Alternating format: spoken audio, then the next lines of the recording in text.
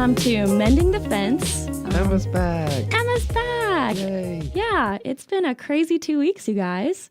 But we're back. Both of us are. Last week, we got to actually meet Lester Holt. And Sam will surely be putting that on YouTube, won't you? I was going to it last week, but I forgot. But you forgot. And I've had a very busy week, so I'm a busy man. I'm an important person. I have things to do. I'll let yourself keep thinking that. Yeah. People rely on me for critical things. But your two favorite friends who disagree on literally everything are back. Indeed, we are. And we have some interesting topics today. Yes, one Emma's very passionate about. One is one I'm very passionate about, and another one that I kind of don't care about. Just saying. Just kidding. I care about many things. So. Sometimes to a fault. That is true, but so do you. Anyways. Right. Well, let's get this show on the road, shall we?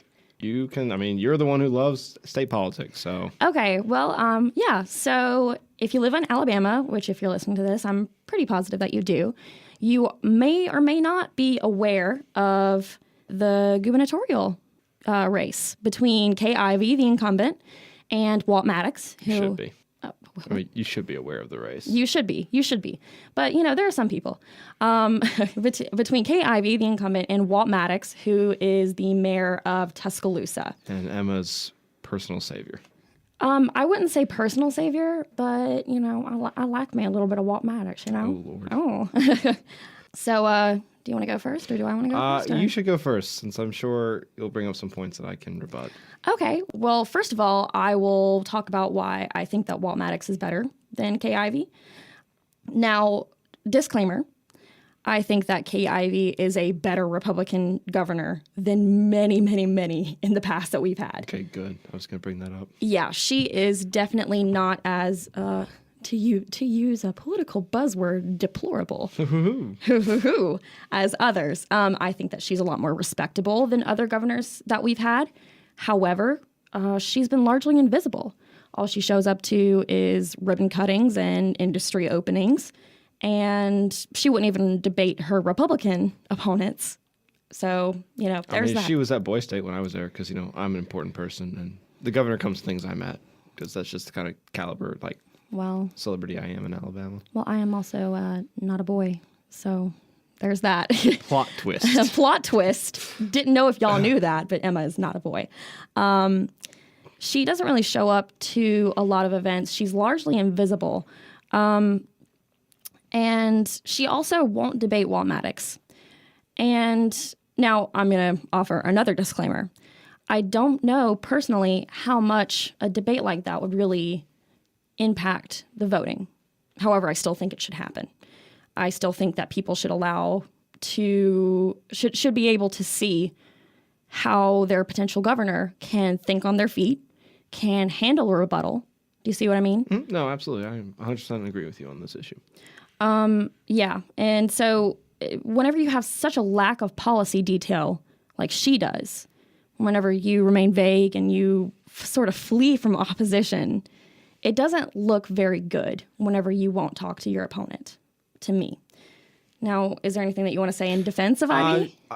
I agree with you wholeheartedly that, she deserves to be put on the spot for what she believes, and she deserves to have someone question her person to person. But at the same time, it's smart politics. Ivy has nothing to gain from debating Walt except possibly looking like a fool in front of the state. Unfortunately, you are very right. Unfortunately, all the time. Don't. Okay. It's like every time I say something, it's just like his head gets bigger and bigger. It almost fills the room now. Just because it's not politically smart of you to debate your opponent, that doesn't mean that you should not give them the opportunity to have a head-to-head with you. Because I feel like that would be an interesting debate. I feel like that would be very, very watchable, at least for me, people who like state politics, that kind of thing. Weirdo. Yeah, I am kind of a weirdo. It's okay. But also, I'm rather distrustful of her for many, many reasons. So this isn't the biggest thing that I have. Whenever she was still lieutenant governor, she faced stroke-like symptoms while she was in Colorado, but she covered it up. Whenever, I think it was a police sheriff or something, it was somebody in the police force. Whenever somebody tried to report it and tried to bring it into light, they were fired. And Governor Bentley did not want anybody to know about it. So if you lie about something small like that, then it kind of makes me wonder. But Right. also, I am very, very distrustful of her because of just how bad Alabama's corruption has been in the past. She is a product of the political climate that we had in the past 2 years, in which every single head of every single branch of our government was ousted because of corruption. And she voted for Roy Moore. She said she would support Roy Moore, which I'm not cool with. I'm sure you're not. Not cool with at all. So whenever you come from a state of a state,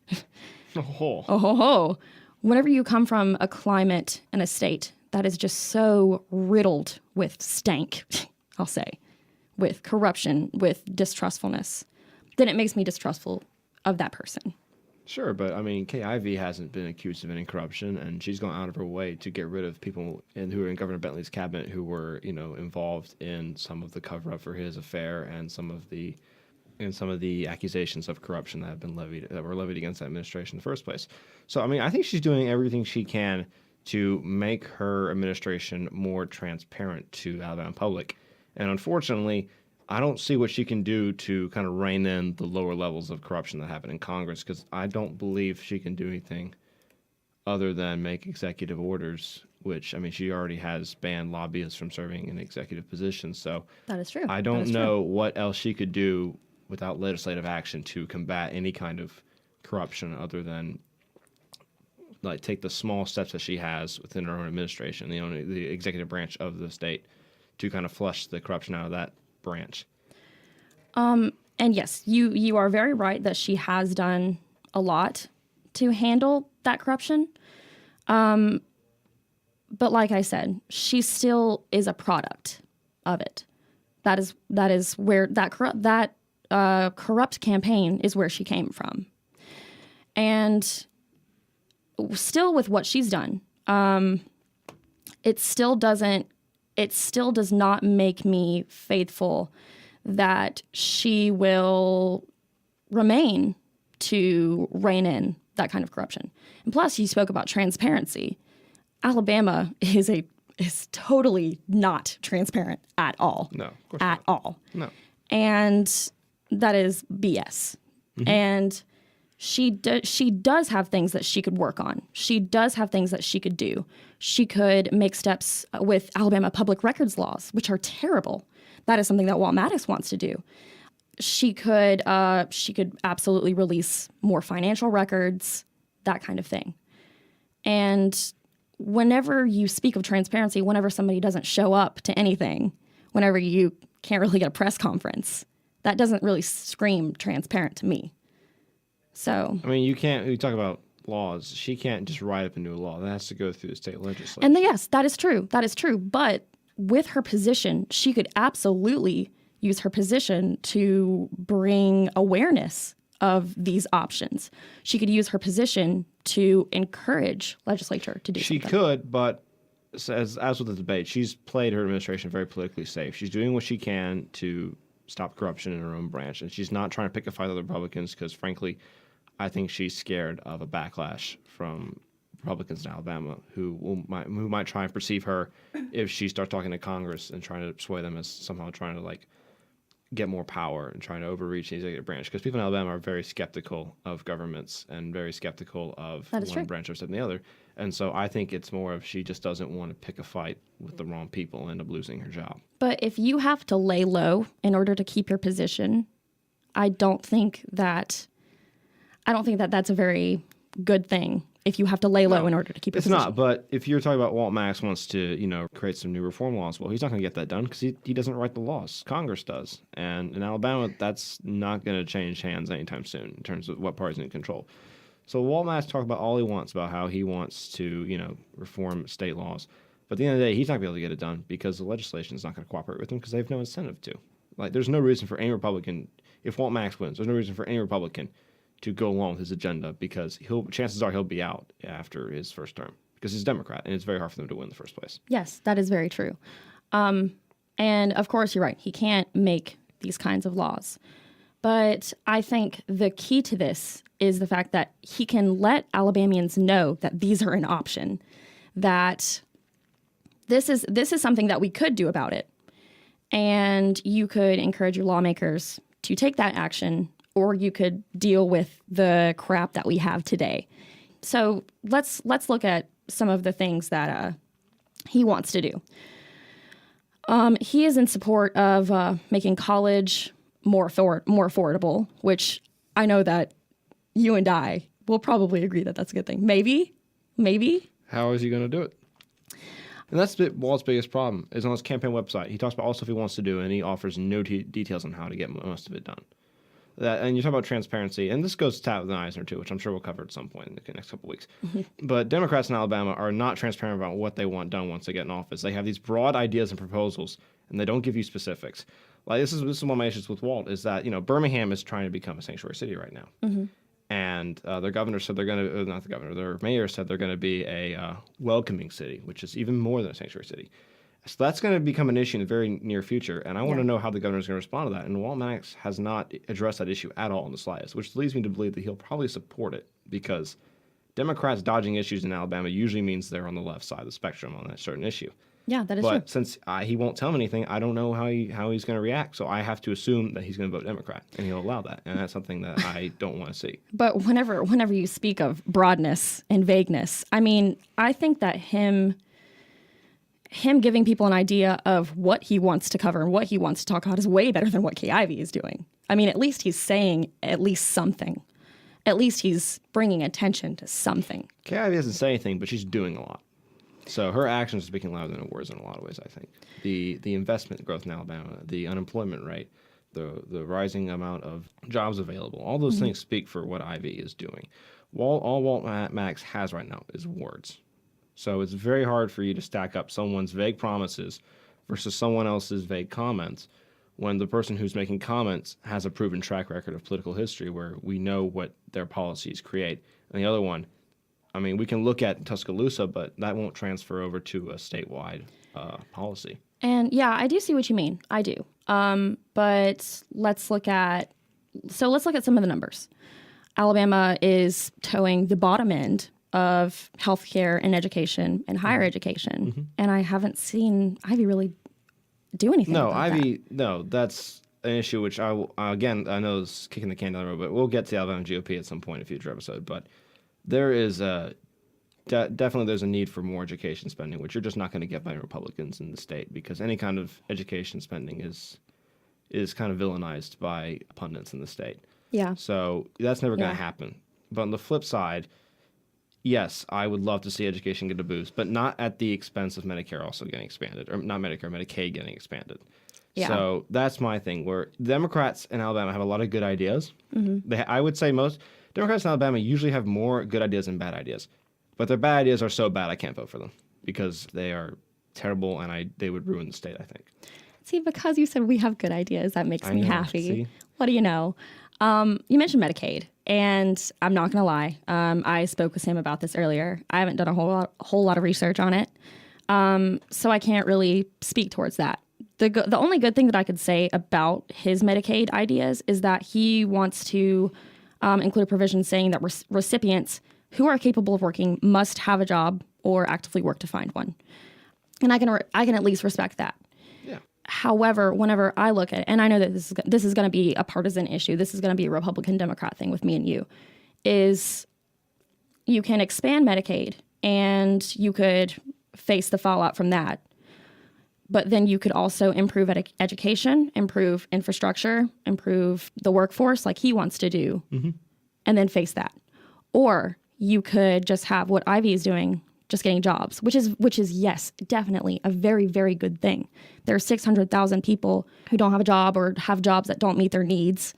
There are 100,000 people who commute to other states for work. Right. But then you let all these other institutions that are so crucial get left to the wayside. And plus, whenever you look at unemployment, you also have to consider the fact that in Alabama, just because you have one job doesn't mean that you can support yourself and your family. My family they basically have to have 2 jobs apiece. My parents do. And then I have to work. I mean, my dad has 2 jobs, so. Exactly. And my mom has a job, so I get it. Exactly. I come from a large family, though, so. Yeah, that's true. But we're 3 people. We're 3 people in my family. We shouldn't have to work our behinds off because we can't afford it, because we can't afford to live in Alabama with just one job. Sure, but that's my point. Is if Walt Max expands Medicaid, it's not going to help you in the long run. You're just going to have to pay more tax at the end of the day. Medicaid enrollment increases over time. More people, as Medicaid is expanded, join in. So the programs get more bloated, which means there has to be more federal funding. And the only way the federal government can get more funding is through raising taxes. Mm-hmm. The quality of Medicare itself, or Medicaid itself, is not good because 40% of primary care doctors don't accept Medicaid patients because the reimbursements doctors get are so low. Mm-hmm. So Medicaid patients often have the higher child mortality rates and use the emergency rooms even when they don't have insurance in the first place. So you're just clogging up hospitals with care that isn't even the best quality you can get in the state. Medicaid spending has been growing at a rate of about 8% a year. For most states that have expanded Medicaid, their state budgets have been dwarfed by the cost of medical coverages that drive up federal spending that are matching the cost if they agree at all to do so. Because the federal government, in the original plan, so they would cover spending, but with the deficits blowing up the way they are in the government right now, there's no guarantee that the federal government will even match. That's the thing about Walt Max's website is he says that the federal government will match us dollar for dollar. There's no guarantee of that. That's true. There's no way of knowing that until we do it. And especially with the deficit and the debt the way the country's going right now, with the Republicans completely controlling Congress, there's no way Trump is going to sign on to matching a Medicaid expansion in Alabama. So you're really rolling the dice here when you expand Medicaid because you're counting on two things. You're counting on one, people already having at least decent coverage to where most people won't need the Medicaid expansion for the most part. And two, you're counting on the federal government to come in and bail you out when your state budget is being blown up. There is no indication that would happen in Alabama. We are one of the poorest states in the country, mm-hmm. and Republicans have complete control of Congress and the executive branch. Mm-hmm. There is no way that they will reimburse the state for the money that we're going to have to spend. That is true. The money we're going to spend is going to have to be a lot more than the average state because, like I've said, we have a lot of sick, poor people in this country. We do. Not in this country, in the state. We do. So it just seems like a very bad idea because you will just rack up debt in the state, and you're going to have to make all of us pay more taxes to compensate for that. So at the end of the day, you're paying more for quality health care that is not as good as private health care that's nationalized. Oh, man, I really wish we were debating the governor race and the rest of the Alabama's GOP in the same episode because you mentioned the debt issue. Mm-hmm. And that completely segues into a whole nother issue that Alabama has. We don't have a budget. We don't have a comprehensive budget plan. Sure. And that is legislature. Mm-hmm. Oh, man, we're going to have to debate about Alabama's legislature soon. But again, you're talking about Alabama's legislature. This is the governor's race. We're not talking about stuff that is true. Walt Max can expand Medicaid. That's something he can do as a governor. He doesn't need, at least in my understanding, he doesn't need Alabama's Congress to do that. Mm-hmm. Well, you're talking about stuff that will affect Congress, that Congress needs to get done in the state, which that's a totally different topic because the governors can't, ultimately at the end of the day, they have no influence. Yeah, and yes, you're right. That is true. And that's why I wish that we were talking about both of these issues in one so that we could talk about how hand in hand they go, about how he could, disclaimer, again, yep. Lots of disclaimers in this Three times the charm. Whereas I like Walt Maddox, I definitely do not think that he is the be-all, end-all. I do not think that. Similarly, I hope that you don't think that Kay Ivey is the be-all, end-all. God, no. Yeah. No. However, I look at the way that things are going in the state, and I appreciate the fact that he wants to bring attention to these issues, even if he doesn't have a say in helping them. He, on his website, he mentions a plan to improve mental health and a plan for the opioid crisis. Mm-hmm. And I think that's at least respectable in itself. Sure. Because if our current governor isn't going to address these issues that so badly plague our state, then who else is? The legislature sure won't. The Supreme Court sure won't. So, yes, he does not have a say. He won't be able to do anything actively about a lot of the issues that we're talking about. But the fact that he would be able to sort of say, okay, guys, let's do this. Let's do something. We got to do something here to the rest of government says a lot to me. Here's the problem is what you talked about. You're absolutely right. Republicans are the ones who are going to have to do that because Democrats in this state have no credibility, and no one who votes for Republican is going to care what Walt Maddox thinks. Republicans are going to be the one to have to initiate all these changes, because what's going to happen if Walt Mass gets elected is he's going to come into office, he will expand Medicaid, and then do nothing else, because everything else he wants to do goes through Congress, and Congress will just write him off because he's a Democrat, and Congress knows that they'll have popular support. So that's what I see. I see a lot of good ideas that Max is incapable of achieving, and the one thing he is capable of doing, I don't want him to do. So at the end of the day, that's the deal breaker for me, and I think for any other kind of moderate Republican who isn't happy with the way the Alabama GOP is conducting itself. But the alternative is just so much worse for me. And I do see where you're coming from. I mean, whereas I disagree with you, I do completely understand your hesitation to support him, you know? However, comma, I like the idea of him bringing these issues to attention at all, though. I agree. He's not going to have any say in doing it. He won't. But like I've said, if nobody else is going to talk about it in Alabama, then who will? Because... Well, I think he's doing a disservice to those issues in the first place, because now if a Republican tries to come along and address those issues, he's going to get compared to a Democrat. And so what Walt Mass is trying to do, it's very noble, I think, but I think it's ultimately, at the end of the day, counterproductive and ineffective, because he is trying to talk to people about issues they don't care about. I think the biggest mistake Democrats make in terms of talking about Alabama is they think that Alabama people are ignorant. They're not ignorant, they're apathetic. They don't care. That is very true. Alabamians do not care about the government. They are skeptical of everything the government does, and that is as far as they need to know about it in their minds. It is never trust the government, and that's all you need to do. They don't care if there's corruption as long as their taxes are low. They don't care about the background issues if the big issues they see in their life are being addressed. So I think it's a futile crusade for Walt Mack to try and address these issues. And I think it's just going to make it harder for any kind of Republican down the road to do it, because they're just going to get compared to him.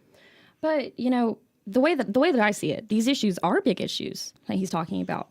One thing that we didn't talk about is infrastructure yet. On his website, it says that more than 20% of all of our bridges are deficient or functionally obsolete. Sure. And this is a nationwide problem. Yeah. So the reason that I like him a lot is because he brings these issues to attention. But also, he has done so much on his campaign trail with meeting people, with talking about the issues. What I respect a lot about him is I have seen him speak, and I've met him 2 times. Whenever somebody asked him, I remember there was one issue the first time that I went to go see him in Dothan. There was some issue that somebody asked him about, and I do not remember what it was. This is all anecdotal. I don't remember what it was, but the next time that I talked to him, somebody asked him about that, and he had an answer. Proof that he had taken this person's question to him and actually learned about it. And I really respect that. I respect that a lot. And you mentioned the whole Democrats and Republicans thing. If nothing else that George Wallace said is true, this is. He said that, especially in Alabama, the difference between a Democrat and a Republican is a dime's worth of difference. Mm-hmm. So I think that we shouldn't be looking at this with if this Democrat gets elected, then it's going to make it harder for these Republicans to do the same thing later in the future. I think it should be about, here is a person who wants to do things, wants to make improvements, even if one thing, Medicaid, to a lot of people is really wrong. But then on the other side, you have this person who has raised so much money for a campaign, but I don't see her actually going out and meeting the voters. I don't see her actually engaging with her people. I don't see her actually being transparent. She's no Moses figure. I'll give you that. Yeah. And especially because of his promises for transparency and his promises for wanting to improve the ethics in our state, whenever we're number 1 in corruption to multiple institutions. I think that is far better than Kay Ivey just removing Bentley's people. But that's my point. His promises. He can't affect the ethics of Congress. He can't affect the ethics of the Supreme Court, because the legislation has all the power. And so Walt Mass can talk all he wants. At the end of the day, he can only do as much as Kay Ivey can. And I believe we should let him have the chance to do it. What's the worst that'll happen? He will... Medicaid will get expanded. And the state will go into a lot more debt than it already has. And everyone's going to get really bad medical coverage. Well, then maybe that'll encourage the legislature to actually do something about it. Do you really think the Alabama legislature is going to be responsible? Come on now. It's just going to turn into a, hey, don't vote Democrat again, and nothing will get fixed. I mean, I hope not. But I spoke to my dad about this earlier, and I told you that I did. I speak to my dad about everything that has to do with Alabama politics because the reason I care so much about Alabama politics is because of my dad. He told me that the reason that he liked Walt Maddox is because he represented a brighter future for Alabama.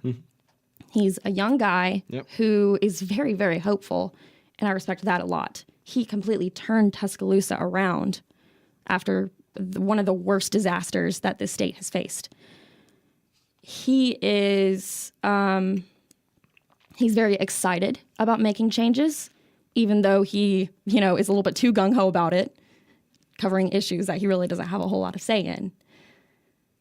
But Kay Ivey represents, and I believe stands for, the past Alabama that is still so bad with corruption, that is still so riddled with very bad ideas and bad practices.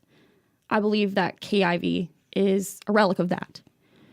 And as soon as we make a change, whenever it comes to the public face of our people, then hopefully that can make a change elsewhere. Do you see what I mean? Mm-hmm. Sort of, yeah. So I'll make a comment, then we'll move on to immigration. Gotcha. Okay. Kay Ivey is not the best. No one is arguing that here. But in terms of, you talk about future, Kay Ivey is the most moderate Republican in Alabama I've seen for a long time. I do agree with that. I do agree. She is. And if you're talking about a future where the party in Alabama can kind of, I think, update itself a little bit in terms of its approach to government, because right now it's almost an absurd degree of how much they resent government and how much they are skeptical of everything government does. Mm-hmm.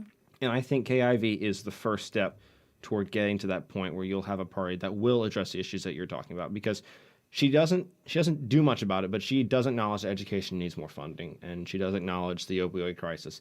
And although her actions don't go all the way to addressing them, she's acknowledging those issues, and that's the first step for the Alabama GOP to address them fully, I think. And I think it's very important that Kay Ivey stays where she is because, if she's allowed to continue, I think she will continue to lead the Republican GOP, the Alabama GOP, kind of more toward a more tempered approach to government. Yeah, and I do see what you mean. And we were going to talk about immigration, but then I had one more thing. And I admit, she is absolutely the most moderate Republican that's in office now. She is way, way better than Robert Bentley. She is so much better than so much that we've had in the past. But one thing that I also want to mention about Walt Maddox is that hopefully he would encourage more younger people to run for office. You look locally, and the youngest people that you really see running for office are like Tabitha Eisner, Martha Roby, right? Mm-hmm. And so hopefully I would think that us having a fresh face, a younger face, someone who represents not the older vote, but the more middle of the road, middle-aged people, I think that would sort of encourage a host of fresher faces for Alabama, which I think that we need. And this isn't a Republican-Democrat thing. This is I don't think that people who are over 60 should run for office and cling to it with all their might, I think that having younger people in office would do a lot of good. So that's another topic for a different day, but I'm just going to put it that I think that is incorrect. Well, we'll talk about it. Yeah. We'll talk about it after this, probably. On to immigration. So the reason that I decided to make this topic this week is because on Saturday, 1,300 Hondurans began marching to Mexico in an attempt to eventually get to the U.S. In Honduras, 64% of the population lives in poverty, and San Pedro Suelo, I'm not good at pronouncing those kind of names. Suelo, the nation's transportation hub, has one of the highest murder rates in the world. So here's my thing about immigration and why I am sympathetic toward people who are trying to get here as causes. At the same time, the United States is not obligated to take anyone in. Living in America, despite what some people on the left seem to think these days, it's not a right. It's a privilege. Okay, it's a privilege to be born here. It's a privilege to have the kind of opportunities, the jobs, the wealth that we have as a nation. And it's not another country that just because you're struggling does not mean you are entitled to our benefits. You're not entitled to our standard of living. And in terms of people saying, oh, we have to help them, we do. The United States gives plenty of aid to third world countries like such as Honduras. Like Trump even threatened to pull the aid over this whole March thing. So the United States is doing its part, I think. It's doing more than it needs to, or not that it needs to, more than is required of it to help struggling countries. And we are not. I think it's very silly to say that we're obligated to take these people in just because their countries suck. Also, on just a little fun note, I love it how when Trump calls places like these, S-holes, he's a racist, but they'll turn around and say, oh, we have to let them in though because their countries are so bad. So you gotta pick one a little bit. You gotta go with either he's a racist or the countries just suck. That's just my own personal thing. That's interesting. That's interesting. So yeah, I agree. We don't have to do anything. We don't have to give aid to these countries. We don't have to allow them in. But however, I think that maybe I don't know. I just tend to be very empathetic towards people like this who they live in a country where they see no better option than to leave. I feel a lot for those people. I don't know if empathetic is the right word. Is it empathetic or sympathetic? Empathy is like knowing. Okay, well, I feel so sympathy. Sympathetic Might be is a better word. Backtrack.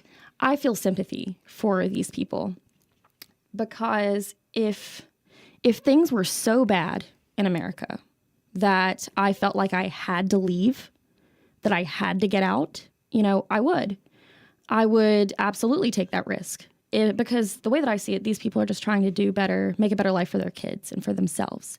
And of course, we live in Alabama. We're not a border state. We don't see the effects of this on a daily basis, The number that we have is, of course, not as much as... No, of course not. Yeah. I think that the route to fixing this kind of thing, the immigration crisis, quote, would be making citizenship easier. Sure, yeah. But also, if you had such a problem with immigration, you have to consider that most illegal immigrants come here by plane and then just overstay their visa. 30% of all illegal immigration comes from people traveling over the southern border. 30%. That's true. That's a lot. But that's not the majority of the issue, though. Sure, but when people talk about that, people use that as an excuse to say why we shouldn't have border security, like we shouldn't build a wall. Oh, no, we should have border security. I'm not saying that at all. Open borders, man. But the wall is a no for me. Well, it's getting funded. How much was the funding for that? Kevin McCarthy introduced the Build the Wall, Enforce the Law Act, which will fully fund Trump's border wall. The bill has $23.4 billion in appropriations. 16.6 would be for physical barriers such as the wall, and the rest would be for upgraded tech and equipment to handle monitoring, I would assume, and tracking of people on the border. So here's the thing about that. It was, 16 point something billion dollars for the wall itself? It says for physical barriers. For physical barriers. So from the reports that I've seen over the past 2 years about the wall, I've seen so many estimates that are far more than $16 billion. Yeah. You also have to consider just how much ground this would cost. The border wall would have to access areas that are not reachable by transportation. They would have to go like off-road or in the water for these kinds of things. So if you're gonna fund a wall, then at least give it enough money, at least. But I don't think that the wall should be there in the first place anyway. So I think there should be something. I don't like the concept of people just climbing under a hole in the fence and just getting in willy-nilly.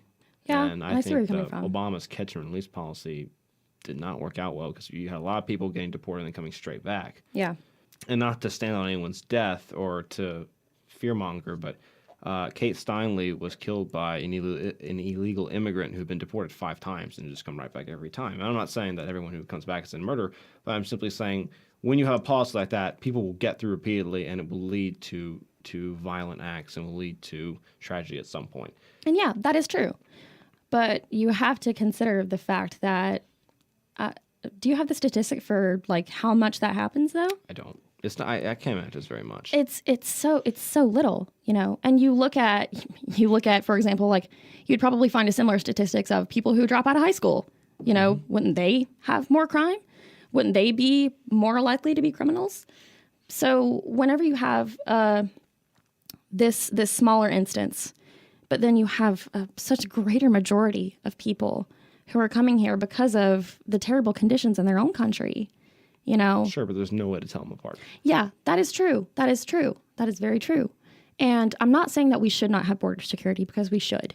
I would agree with the more funding towards border security. I would agree with that part. But for me, the wall part seems like a provision added to just fire up the base. This is a timed because the midterms are coming up in this. Oh yeah, House for sure. This is a politically timed thing. I'm not stupid. Contrary to popular belief. I would also like to point out that in the United States, because if we house these people, we bring them in, we're going to have to feed them, clothe them, provide them with medical care, because some of them sure are going to be sick. And again, our deficits are skyrocketing right now, and it's Republicans' fault right now. I mean, our military spending is going through the roof. It's a mess right now. We don't have the kind of money to just pay for people who aren't citizens of this country currently. And I think that we need to look internally at our own issues before we start dealing with everyone else's problems in terms of a global scale. And yeah, I would agree with that. But then I would take that argument and pose it more along the lines of, if we live in a place like Alabama where we're not a border state, why are you so upset about immigrants whenever it's not as much as our issue? Because it's our federal tax dollars that are going to provide them with basic needs and necessities that we may not be able to afford in the long run. Yeah, but there are a lot of things that we can't afford in the long run that we do. I mean, military spending. Sure. So but why?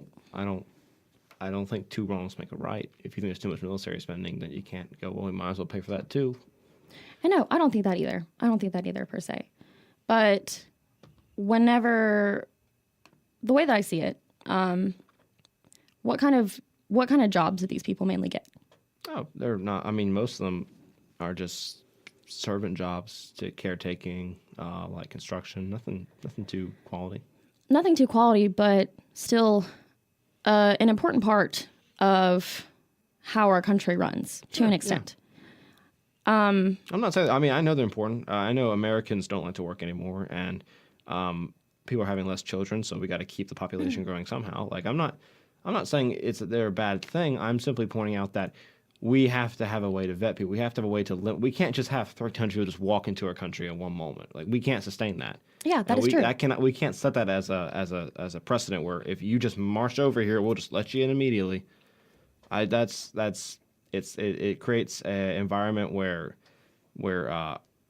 violence could happen. It creates an environment where overspending can happen, and it's too much for us all to just take in at one time. And it all goes back to, I think, the fact that some people are just willing to let these people in just immediately. Don't screen them. Don't do anything just because, no borders. We don't like that. And people think it's a right to be in America, and it's really not. It's not a human right to be in America. It's a privilege, and people need to start acting like it instead of treating this like it's some human rights issue, because it's not. And yeah, I see where you're coming from. I do.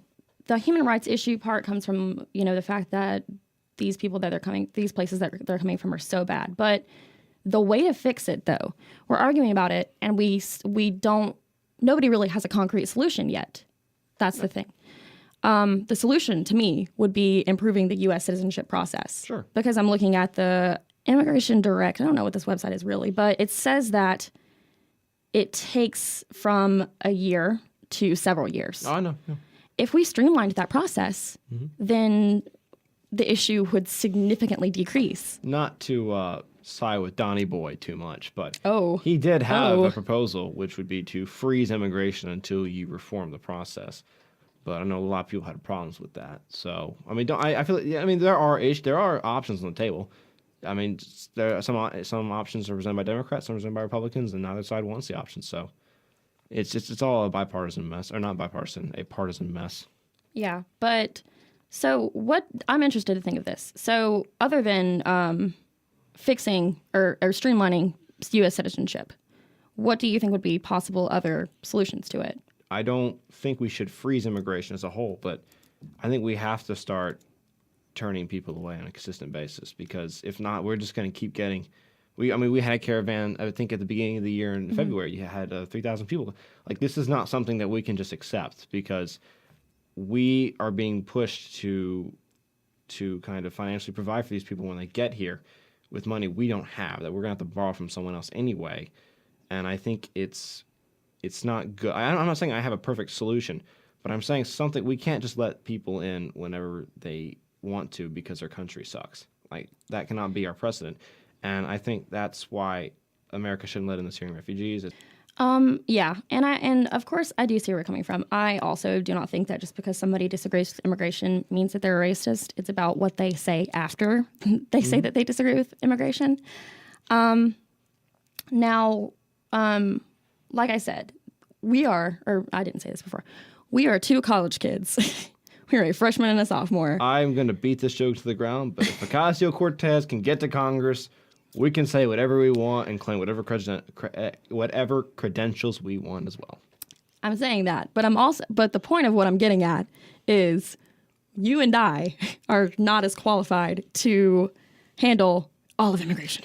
No, but we can still comment on it. We can still talk about it. If Cortez can vote on it, we can comment on it. Well, yeah, that's true. That's a scary thought right there. But what I'm getting at is that the solutions that we are offering are not the be all end all, because we don't live in a war state. But if we made the citizenship process easier, and sure, you can make it more expensive, whatever. You could make it cost more to apply, because it already costs a lot. If we issued more visas, then that would handle a lot of the issue. And yeah, I do agree that we have to start turning people away. I do, because that's just a fact of the matter.